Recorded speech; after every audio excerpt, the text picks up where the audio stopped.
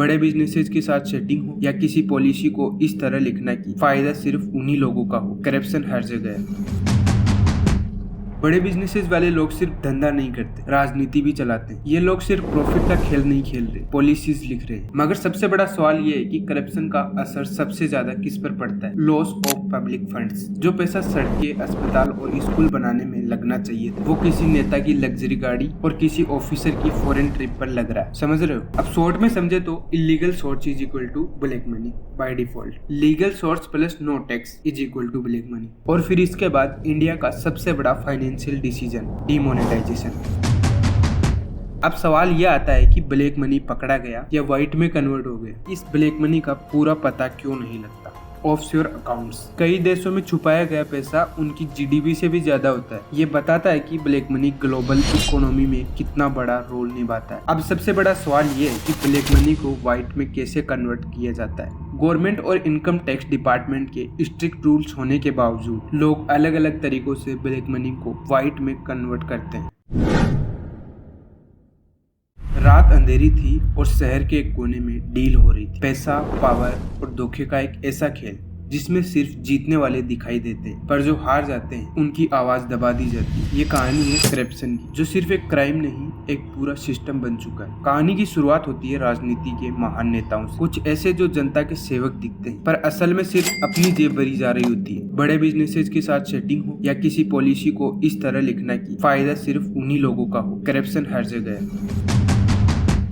बड़े बिजनेसेस वाले लोग सिर्फ धंधा नहीं करते, राजनीति भी चलाते हैं। ये लोग सिर्फ प्रॉफिट का खेल नहीं खेल रहे, पॉलिसीज लिख रहे हैं। और जब भी उनके काले धन पकड़े जाने लगते हैं तो ये नेताओं के पर्दे के पीछे छुप जाते हैं। एक हाथ से डोनेशन और दूसरे हाथ से प्रोटेक्शन। और जब कानून के हाथ बड़े लोगों तक पहुंचने लगते हैं तो एक और प्लेयर इंटर करता है, क्रिमिनल्स। एक छोटी सी रिश्वत और कानून के हाथ कट जाते हैं। जेल से निकलना इनके लिए उतना ही आसान है जितना कि एक नया सूट सिलवाना। लेकिन भाई ये कहानी सिर्फ ऊपर तक सीमित नहीं। हर सिस्टम में कुछ ऐसे अफसर हैं जो अपनी कुर्सी का फायदा उठाते हैं। पब्लिक के पैसों से अपनी जिंदगी सेट करने वाले करप्ट ऑफिसर्स भी इसी गेम का हिस्सा है। उनका एक साइन किसी को ऊपर चढ़ा सकता है और किसी का करियर बर्बाद कर सकता है। और भूलना मत, एक और खेल चालू है, टैक्स चोरी का। ये वो लोग हैं जो पैसा तो कमा रहे हैं पर देश को एक पैसा नहीं देना चाहते। सिस्टम को लूटना और फिर उसी सिस्टम को करप्ट कहना, कोई इनसे सीखे। पर दोस्तों सब कुछ खत्म नहीं हुआ है। दुनिया भर में कुछ ऐसी ऑर्गेनाइजेशन भी हैं जो इस करप्शन के चक्रव्यूह को तोड़ने की कोशिश कर रही है, जैसे FATF, OECD, world bank, transparency international जैसी ऑर्गेनाइजेशंस करप्शन के खिलाफ लड़ रही है। ये लोग सिर्फ करप्शन को एक्सपोज नहीं कर रहे, सिस्टम को सुधारने की पूरी कोशिश कर रहे हैं। मगर सबसे बड़ा सवाल ये है कि करप्शन का असर सबसे ज्यादा किस पर पड़ता है? Loss of public funds. जो पैसा सड़कें, अस्पताल और स्कूल बनाने में लगना चाहिए था, वो किसी नेता की लग्जरी गाड़ी और किसी ऑफिसर की फॉरेन ट्रिप पर लग रहा है। समझ रहे हो? डिक्राइज क्वालिटी ऑफ लाइफ। पानी नहीं, बिजली नहीं, हेल्थ केयर नहीं, क्योंकि पैसा जो जनता का था वो तो करप्शन की दलाली में चला गया। Economic instability. जब सरकार पर लोगों का विश्वास उठने लगे, जब पॉलिसी सिर्फ पेपर पर अच्छी दिखे पर ग्राउंड रियलिटी अलग हो, तो समझ लो करप्शन ने अपनी जड़ पकड़ ली है। और आज यही हो रहा है। Unfair competition. जब हर जगह सेटिंग चल रही है, जब रिश्वत देने से कॉन्ट्रैक्ट मिल रहे हो, तो ईमानदारी से काम करने वाले लोग कैसे टिकेंगे? जो लोग बिजनेस कंप्लायंस और करप्शन के खिलाफ लड़ना चाहते हैं, उनके खर्चे बढ़ जाते हैं और उनका प्रॉफिट गिरने लगता है और 1-2 साल में उनका काम समाप्त है। लेकिन असली सवाल ये है कि क्या ये सिस्टम बदल सकता है? ये फैसला अब तुम्हारे हाथ में। क्या आपने कभी सोचा है कि जो पैसा आप टैक्स में देते हैं वो सच में देश के विकास में लगता है या कहीं और ही चला जाता है? सोचो एक आम आदमी जो दिन रात मेहनत करके अपने बिजनेस को चलाता है, हर साल वो ईमानदारी से टैक्सेस भरता है, सोचता है कि इसका उपयोग स्कूल्स, हॉस्पिटल्स और रोड्स बनवाने के लिए होगा। लेकिन एक दिन उसे पता चलता है कि बड़े लोग अपना पैसा छुपाने के तरीके निकाल चुके, टैक्स हेवंस, सेल कंपनीज और ऑफशोर अकाउंट्स के माध्यम से। इन्हें हम आगे डिटेल से देखेंगे। फिलहाल ये समझते हैं कि कौन सा पैसा ब्लैक मनी में आता है। कहीं आपके पास तो नहीं पड़ा ब्लैक मनी? देखिए, ब्लैक मनी का मतलब सिर्फ कोई भी टैक्स ना दिया हुआ पैसा नहीं, बल्कि उसका सोर्स भी मैटर करता है। ब्लैक मनी का मतलब ऐसा पैसा जो इलीगल तरीके से कमाया गया हो या फिर सरकार से छुपा कर रखा गया हो ताकि उस पर टैक्स ना देना पड़े। ये 2 तरीकों से जनरेट होता है बेसिकली, एक इलीगल अर्निंग्स और दूसरा होता है लीगल अर्निंग्स। चलिए इनको समझते हैं। देखिए, इलीगल अर्निंग्स, इसमें वो पैसा आता है जो पूरी तरह से इलीगल एक्टिविटीज से आता है, जैसे corruption, smuggling, drug trafficking, women trafficking और हवाला ट्रांजेक्शन। ये पैसा पहले से ही गैर कानूनी होता है, इसीलिए इस पर टैक्स का कोई सवाल ही नहीं उठता है। ये पूरा का पूरा ब्लैक मनी होता है। दूसरा तरीका है लीगल यानी अनरिपोर्टेड इनकम। इसमें ऐसा पैसा आता है जो लीगल तरीके से कमाया गया हो पर उस पर टैक्स ना दिया गया हो, जैसे बिना बिल वाले ट्रांजेक्शन, बिजनेस प्रॉफिट्स को छुपाना, real estate transaction, foreign bank accounts. इस तरह का पैसा लीगल होने के बावजूद सरकार से छुपाया जाता है और उस पर टैक्स नहीं दिया जाता, तो वो ब्लैक मनी बन जाता है। अब शॉर्ट में समझे तो illegal source is equal to black money by default. Legal source plus no tax is equal to black money. अब ऊपर एक शब्द आया था ऑफशोर अकाउंट्स। देखिए ये जो ऑफशोर अकाउंट्स होते हैं वो बैंक अकाउंट ही होते हैं जो किसी व्यक्ति या कंपनी के अपने देश से बाहर किसी और देश में खोले जाते हैं। ये अकाउंट्स आमतौर पर टैक्स बेनिफिट्स और प्राइवेसी और एसेट्स प्रोटेक्शन के लिए इस्तेमाल किए जाते हैं। 2008 में दुनिया एक बड़े फाइनेंशियल क्राइसिस से गुजर रही थी। लाखों लोग बेरोजगार हो गए, बैंक्स बंद हो गए और आम आदमी की सेविंग्स डूब गई। लेकिन दूसरी तरफ कुछ बड़े लोग ऑफशोर टैक्स हेवंस का इस्तेमाल करके अपना पैसा सेव कर रहे थे। ये दिखाता है कि कैसे बड़ी कंपनीज और बैंक्स ने लूप होल्स का फायदा उठाया। 2008 फाइनेंशियल क्राइसिस के बाद दुनिया भर में 100 लाख करोड़ से ज्यादा का ब्लैक मनी ऑफशोर अकाउंट्स में पड़ा था। फिर 2016 आया, पनामा पेपर लीक, दुनिया भर के पॉलिटिशियन, सेलिब्रिटी और बिजनेस लीडर्स का सच सामने आया। 11 मिलियन डॉक्यूमेंट्स लीक हुए और पता चला कि कैसे बड़े लोग अपनी दौलत टैक्स फ्री रख रहे हैं जबकि आम आदमी हर महीने टैक्स भरता है। पनामा पेपर लीक के बाद सिर्फ एक स्कैंडल में 1000 करोड़ से ज्यादा का हिडन वेल्थ सामने आया और फिर इसके बाद इंडिया का सबसे बड़ा financial decision demonetisation.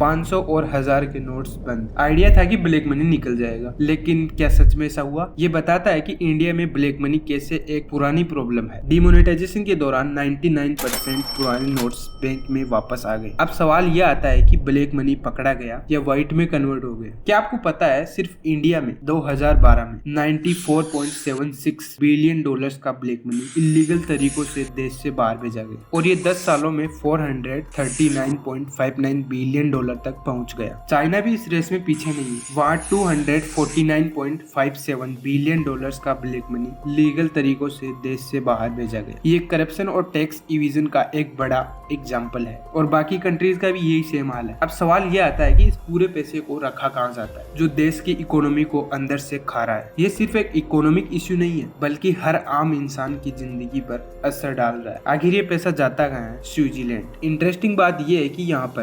1.06 trillion dollar से 1.40 ट्रिलियन डॉलर तक का ब्लैक मनी छुपा है। केमैन आइलैंड और पनामा ऑफशोर अकाउंट्स और सेल कंपनीज का असली अड्डा यही है जहाँ बड़े लोग अपना पैसा छुपाते हैं। वैसे देखा जाए तो ब्लैक मनी हमारे चारों तरफ हर इंडस्ट्री में है। बॉलीवुड इंडस्ट्री, कहीं आपने ये सुना है कि फिल्मों की फंडिंग ब्लैक मनी से होती? ये सच है। रियल एस्टेट मार्केट, क्या आपको पता है कि प्रॉपर्टी की डीलिंग्स में कैश काफी होता है जो टैक्स अथॉरिटीज की नजर से दूर रखा जाता है। ये एक बड़ा सोर्स है जहाँ ब्लैक मनी घुस चुका है। फीफा करप्शन स्कैंडल और रशियन ओलिगार्चीज का पैसा छुपाने का तरीका इस बात का प्रूफ है कि ये सिर्फ भारत तक सीमित नहीं है बल्कि पूरी दुनिया में फैला है। अब सवाल यह आता है कि इस ब्लैक मनी का पूरा पता क्यों नहीं लगता?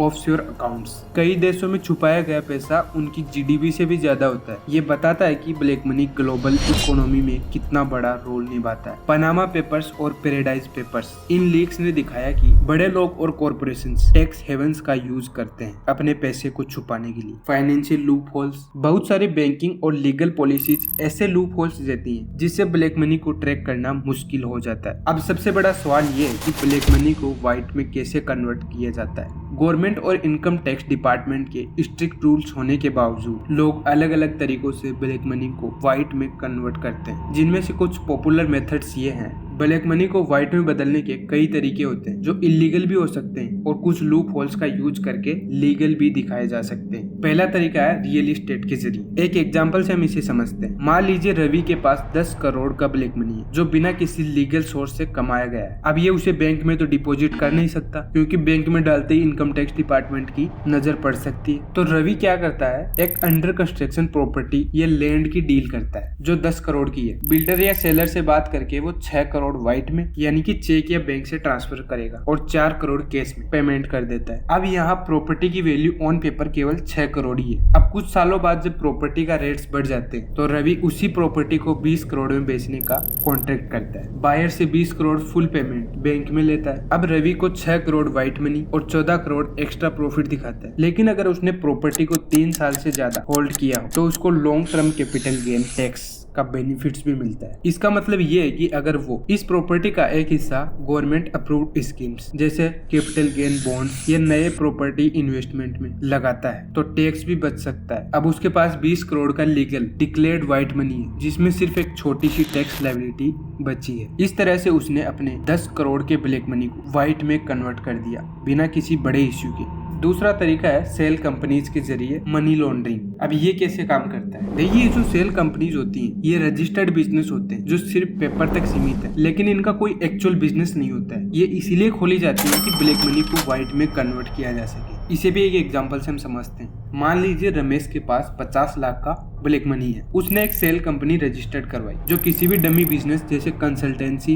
एक्सपोर्ट इंपोर्ट या आईटी सर्विस के नाम पर है। अब रमेश अपनी कंपनी के नाम पर फेक इनवॉइसेस जनरेट करता है और अपने किसी ट्रस्टेबल बंदे के थ्रू पेमेंट करवा लेता है। ये पेमेंट्स ऑफिशियली बिजनेस ट्रांजैक्शन दिखाए जाते हैं। कुछ महीनों बाद सेल कंपनी का पैसा रमेश की पर्सनल अकाउंट में सैलरी, डिविडेंड या प्रॉफिट के रूप में आ जाता है। ये पैसा अब लीगली टैक्सेबल इनकम बन चुका है और ब्लैक से व्हाइट हो गए। अब जो तीसरा तरीका है वो है हवाला ट्रांजैक्शन। हवाला एक इलीगल फाइनेंशियल सिस्टम है जिसमें बिना किसी बैंकिंग चैनल के पैसे को एक जगह से दूसरी जगह ट्रांसफर किया जाता है। इसमें मोस्टली इंटरनेशनल कनेक्शंस होते हैं। एग्जांपल के लिए मान लीजिए सुरेश के पास 50 लाख रुपए का ब्लैक मनी जिसे वो व्हाइट करना चाहता है। वो एक हवाला एजेंट से कॉन्टेक्ट करता है जो दुबई या किसी और कंट्री में ऑपरेट करता है। सुरेश उसके एजेंट को इंडिया में 50 लाख कैश में देता है। अब हवाला एजेंट का एक कॉन्ट्रैक्ट दुबई में सुरेश की किसी ट्रस्टेबल बंदे के अकाउंट में 50 लाख का डिपॉजिट करा देता है। सुरेश अब ऑफिशियली फॉरेन इन्वेस्टर बनकर पैसा इंडिया में किसी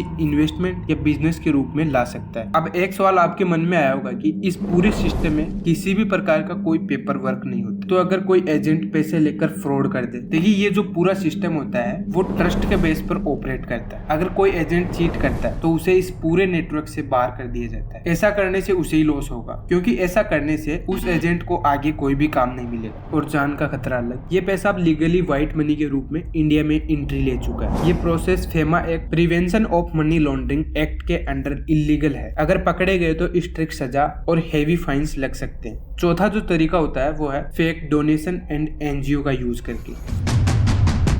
कई लोग फेक चैरिटेबल ट्रस्ट या एनजीओ बनाकर ब्लैक मनी को व्हाइट में कन्वर्ट करते हैं। एग्जाम्पल के लिए मान लीजिए मुकेश के पास 50 लाख का ब्लैक मनी। उसने एक फेक एनजीओ रजिस्टर करवाई जो एजुकेशन फॉर पुअर है या हेल्थ चैरिटी के नाम पर है। अब मुकेश अपनी कंपनी से उस एनजीओ को 50 लाख का डोनेशन दिखाता है और ये जो डोनेशन है वो है टैक्स फ्री। अब 50 लाख एनजीओ के नाम पर आने के बाद पैसा अलग अलग बैंक अकाउंट्स में ट्रांसफर कर दिया जाता है जो कि मुकेश के ही को जानकार होते हैं। थोड़ी देर बाद एनजीओ के ट्रस्टी जो मुकेश का आदमी पैसा निकाल लेता है और किसी बिजनेस या प्रॉपर्टी में इन्वेस्ट कर देता है। ये पैसा अब लीगली व्हाइट मनी के रूप में दिखाई दे रहा है। अगर गवर्नमेंट को एनजीओ के फ्रॉड का पता चल जाए तो फॉरेन कंट्रीब्यूशन रेगुलेशन एक्ट और इनकम टैक्स एक्ट के अंडर स्ट्रिक्ट एक्शन लिए जा सकते हैं। अब पांचवा जो तरीका है वो है share market and penny stocks का यूज। स्टॉक मार्केट का यूज करके बक्स ट्रेडिंग के थ्रू अपना ब्लैक मनी को व्हाइट में कन्वर्ट करते हैं। एग्जाम्पल के लिए मान लीजिए रोहन के पास 50 लाख रुपए का ब्लैक मनी है। अगर वो सीधा 50 लाख स्टॉक मार्केट में डाल दे तो इनकम टैक्स डिपार्टमेंट को शंका हो सकती है। इसीलिए वो अपने फैमिली मेंबर्स,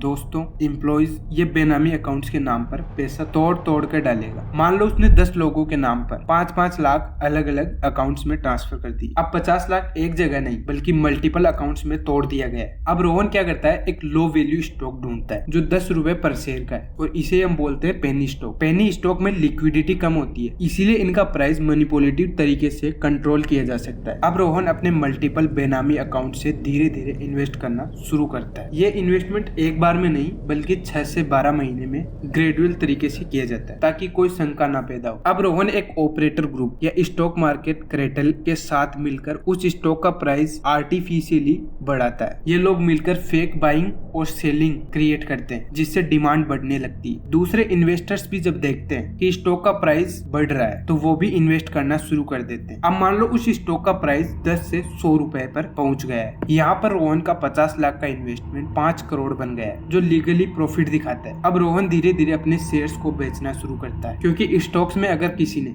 1 साल से ज्यादा होल्ड किया हो तो long term capital gain tax benefit मिलता है। अब उसका 50 लाख का ब्लैक मनी लीगली 5 करोड़ के स्टॉक प्रॉफिट में बदल गया है। अब उस पर थोड़ा सा long term capital gain tax बढ़कर white money legally bank account में आ गया है। क्या ये तरीका सेफ है? बिल्कुल नहीं, क्योंकि अब सेबी और income tax department penny stocks के मूवमेंट को ट्रैक कर रहा है। अगर कोई अननेचुरल स्टॉक मूवमेंट दिखाई देता है, जैसे एक स्टॉक बिना किसी रीजन के 10x to 5x हो रहा है, तो सेबी उसको इन्वेस्टिगेट करती है। बहुत सारे लोग जो पहले ऐसा कर रहे थे उन पर स्टॉक मार्केट स्कैम और मनी लॉन्ड्रिंग चार्जेस लग चुके हैं। 2021-22 में सेबी ने ऐसे कई पेनी स्टॉक ऑपरेटर्स और बेनामी अकाउंट्स पर एक्शन लिया था। NSCL घोटाला। सेबी ने 2022 में NSCL घोटाले से जुड़े 5 प्रमुख कमोडिटी ब्रोकर्स पर 6 महीने का प्रतिबंध लगाया। उसके बाद 2024 में भाटिया कम्युनिकेशन मामला। सेबी ने 2024 में Bhatia communication and retail limited के शेयरों में हेराफेरी के लिए 5 संस्थाओं पर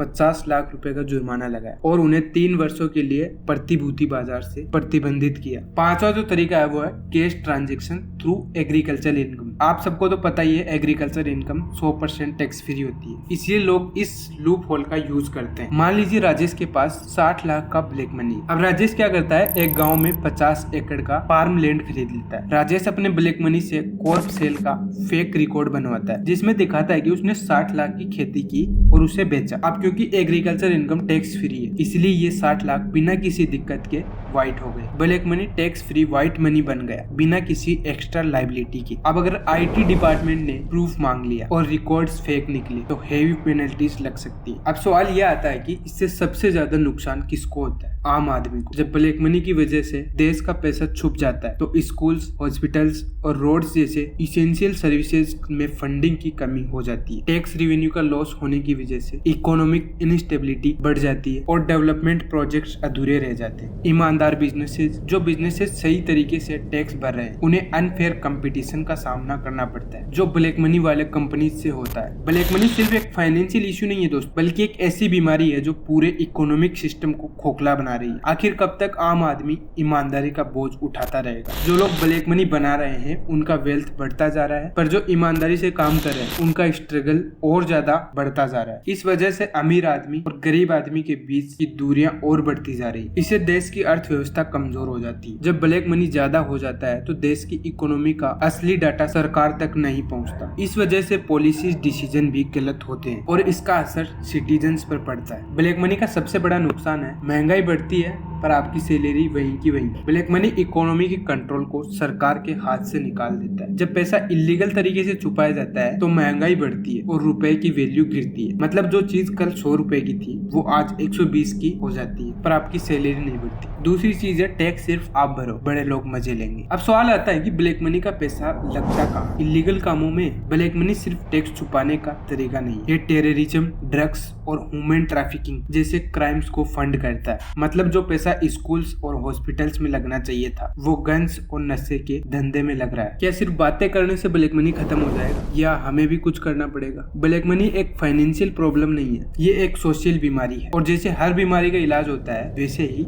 इसका भी सॉल्यूशन है। लेकिन क्या ये सॉल्यूशन काम करेगा? चलिए समझते हैं। नंबर 1, सख्त कानून और उनका इम्प्लीमेंटेशन। कानून तो है पर क्या काम कर रहे हैं? ब्लैक मनी को रोकने के लिए सरकार ने मनी लॉन्ड्रिंग एक्ट 2002, बेनामी ट्रांजैक्शन एक्ट 2016 और फॉरगेटिव इकोनॉमिक्स ऑफेंडर्स एक्ट 2018 जैसे लॉज बनाए। पर सवाल तो यही है, क्या ये कानून सिर्फ कागज पर है या इनका असर भी दिख रहा है? अगर कानून का सही इस्तेमाल हो तो क्या सिचुएशन बदल सकती है? डिजिटल ट्रांजैक्शन जो कि ब्लैक मनी का सबसे बड़ा दुश्मन है। कैश ट्रांजैक्शंस का क्या प्रॉब्लम है? देखिए, कैश ट्रांजैक्शन का कोई रिकॉर्ड नहीं होता है, इसलिए ब्लैक मनी वहीं पेड होती है। अगर ज्यादा से ज्यादा लोग डिजिटल पेमेंट करें तो ब्लैक मनी कम हो सकती है। इसलिए सरकार UPI, नेफ्ट, RTGS जैसी डिजिटल पेमेंट्स को प्रमोट भी कर रही है। तीसरी है पॉलिटिकल फंडिंग, या यूं कहे ब्लैक मनी की सबसे बड़ी कोठी। क्या आपको पता है कि पॉलिटिकल पार्टीज का फंडिंग काफी हद तक ब्लैक मनी से होता है? अगर ब्लैक मनी को रोकना है तो पॉलिटिकल पार्टीज को भी राइट ऑफ इंफॉर्मेशन RTI के अंडर लाना होगा और उनकी फंडिंग का ऑडिट होना चाहिए। लेकिन क्या ये पॉसिबल है? चौथी चीज है इंटरनेशनल कॉर्पोरेशंस। बहुत सारे लोग अपना पैसा स्विट्जरलैंड